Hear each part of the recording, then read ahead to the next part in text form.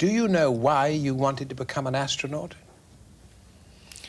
It, I guess, was the epitome of the perfect job for a fighter pilot or a test pilot. It enables you to go faster, higher, further. And I think that is what my life was all about. If there was an opportunity to try and do something, I wanted to try and do it. Well, you were selected for the last Gemini flight, which was very successful, and then you were selected for the Apollo, for the first Apollo moon landing. How did that come about now? Well, in between the two missions, I was on the backup crew for Apollo 8, which was the first flight that orbited around the moon, if you remember Christmas in 1968. Neil Armstrong and I were on the backup crew for that mission.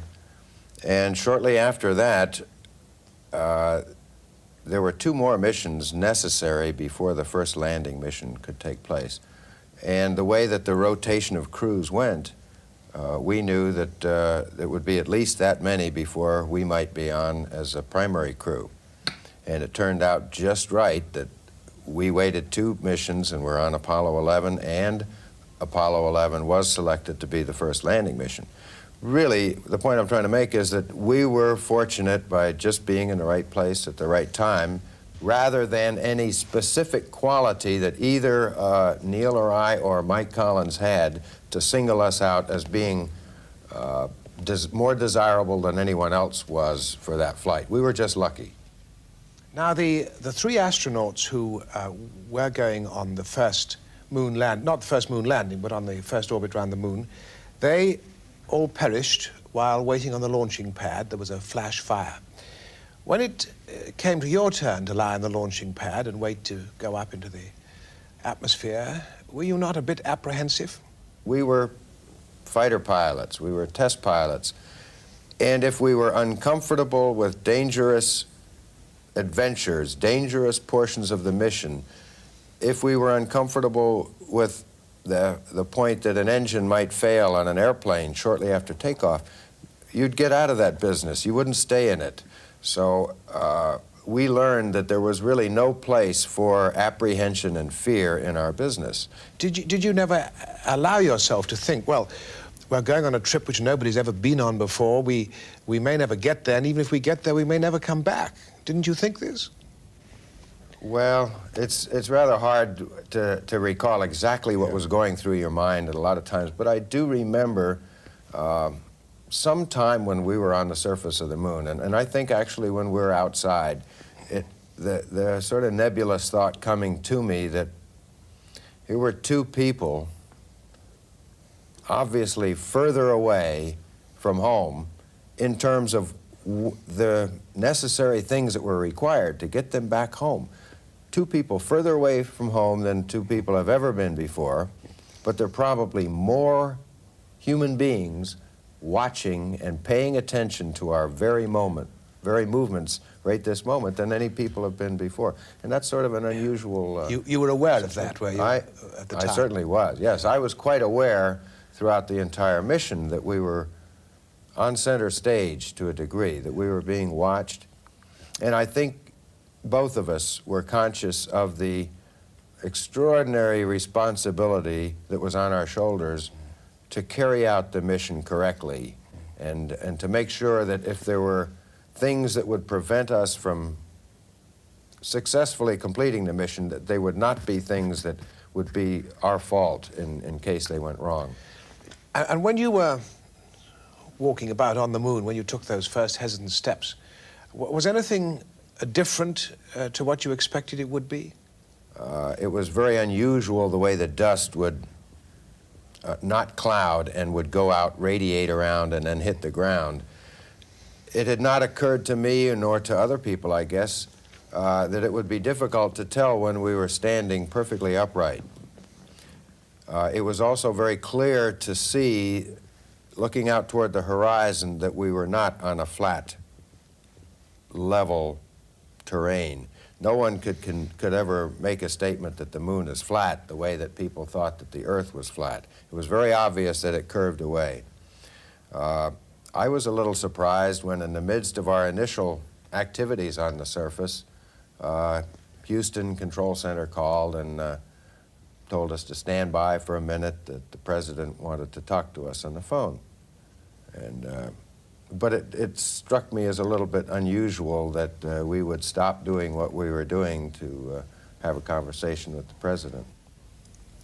And then when you saw the Earth as this small blue ball miles and miles away, did you have any new thoughts about it? I don't think so. We had kept in our minds for many years that we might one time in our lives be in this situation. And I think once selected for the mission, we had a lot of time to think about what our thoughts might be. And I don't recall any spur-of-the-moment unusual thoughts. It did occur to me that as I looked up to see the Earth, that it was very small, even though intellectually I knew that it was 4 times larger in the sky than the moon appears to us at night. It still, since that was home, it looked rather small and a long ways away. Well, you all got back to a terrific welcome on Earth, and then the president sent you off in his plane to go around, I think, something like 45 days in 26 countries in 45 days. How did that work out for you and your wife, because she had to go along too? That was a very hectic period. It was 45 days visiting about 25 different cities. And the whole idea of being involved in a press conference or airport welcoming remarks or appearing at a men's luncheon, Rotary Club, something like that, preparing to be able to say what I felt the people wanted to hear, many times was just a very prolonged agony for me. So much depended on just how much of an extrovert, how good you were at being comfortable discussing things in front of an audience. If that made you feel comfortable, you were a hit. If it didn't make you feel comfortable, then I feel that you were in for a rough time and a lot of agonizing moments. You see, I didn't feel like I was ideally suited in that role. I felt that as an engineer, as an academic person, as a fighter pilot, I was suited to that profession. As an astronaut, I worked well. As a public figure, I didn't care for that role, and I didn't care for the way I felt I performed in that role. Didn't you say to your wife at one moment, we're never going to be the same again, or did she say that to you? One of you said it, didn't you? Well, either one of us could, and we never were the same. I've heard some reporters ask the astronauts if going to the moon had any impact on their life. And I can't for the life of me understand how they could possibly say that it really didn't change my life. Did you never think of asking to be released, of getting out and saying, this is no good, I can't do this sort of thing? Well, I had somewhat of a taste of what the public life might be like following my first space flight in the Gemini program. And I had vague thoughts that if I had the choice, I would just as soon go on the second lunar landing flight rather than the first. But as it turned out, I had no choice. By the time that we were selected for that mission, it would not have been fair to the space program or to other people for me to make any choice about my own selfish desires. Do you think if you had gone on the second lunar landing, your life might have turned out rather differently? I don't think the trauma of readjustment would have been anywhere near as great. And to that degree, I think what other changes came later might not have been come about perhaps as soon or would have been as severe, perhaps. Buzz, tell me about those changes, because after you went back to the Air Force and you became Commandant at Edwards Air Force Base, and then trouble started. Now, what exactly did happen? Well, in looking back on it, I just feel that from the time the mission was over, for the next couple of years, I was in a period of just discomfort that I characterized as depression, or despair, anxiety, apprehension, questioning my own ability to perform. Since then, I've learned to characterize it more as a fear, a concern that I would not measure up to my own standards, that I wouldn't look good in front of people. And I think that that's not something that astronauts alone share. Many people have those same fears, and they may call them depressions. They're periods of discomfort. And it was pretty much straight depression during those 2 or 3 years before I was hospitalized at an Air Force base for psychiatric evaluation. There were periods of excitement when I would travel and meet different people or get wrapped into something that had nothing to do with my job at that point. Generally, the day-to-day activities I didn't care for because I didn't care for the way I was apparently measuring up to my own high standards. You talk about the depression that you suffered at this time. What form did this depression take?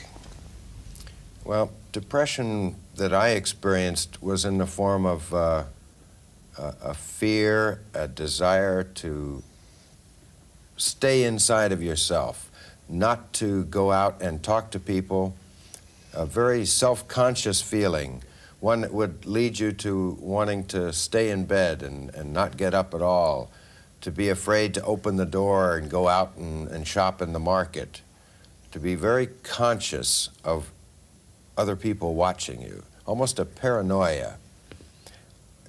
And since then, I've learned that a lot of alcoholics experience this kind of fear and concern and apprehension and share the same self-centeredness. And what it really is a self-directed concern. It's a very inflated ego, but it's directing all of your attention inside. And even though it's so uncomfortable, the way that you get out of this fear and depression is by getting out of yourself, getting involved in activities that slowly get you to start thinking about other people. To the extent that you can begin to help other people, then you can begin to not be so concerned about your own thoughts. Well, then you sought help, as you've explained, from the psychiatrists, and what did you learn from them? I'm not sure really what I learned. I learned that it was okay to not be perfect all the time. And that in itself gave me a bit of relief. To having been demanding perfection out of myself and then seeing that I couldn't do that, and then learning that it was okay to do that, and it was also all right to tell people about that.